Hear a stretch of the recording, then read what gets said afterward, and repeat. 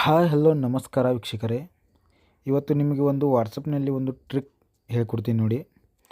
ಭಾಳಷ್ಟು ಜನರಿಗೆ ಒಂದು ಪ್ರಾಬ್ಲಮ್ ಇರುತ್ತೆ. ಏನಂದರೆ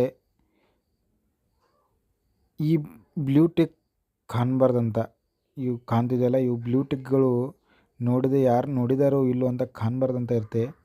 ಅದನ್ನು ಹೇಗೆ ಮಾಡೋದು, ಕಾಣಬಾರ್ದಂಗೆ ಹೇಗೆ ಮಾಡೋದು, ಅದಕ್ಕೆ ಒಂದು ಟ್ರಿಕ್ ಇದೆ.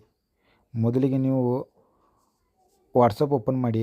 ವಾಟ್ಸಪ್ ಓಪನ್ ಮಾಡಬೇಕು. ಇಲ್ಲಿ ಮೂರೊಂದು ಡಾಟ್ ಕಾಣ್ತಿದೆಯಲ್ಲ, ಈ 3 ಡಾಟ್ ಮೇಲೆ ಕ್ಲಿಕ್ ಮಾಡಿ. 3 ಡಾಟ್ ಮೇಲೆ ಕ್ಲಿಕ್ ಆದಮೇಲೆ ಸೆಟ್ಟಿಂಗ್ ಅಂತ ಇದೆ, ಸೆಟ್ಟಿಂಗ್ ಮೇಲೆ ಕ್ಲಿಕ್ ಮಾಡಿ. ಸೆಟ್ಟಿಂಗ್ ಮೇಲೆ ಕ್ಲಿಕ್ ಆದಮೇಲೆ ಇಲ್ಲಿ ಪ್ರೈವಸಿ ಅಂತ ಇದೆಯಲ್ಲ, ಪ್ರೈವಸಿ ಮೇಲೆ ಕ್ಲಿಕ್ ಮಾಡಿ.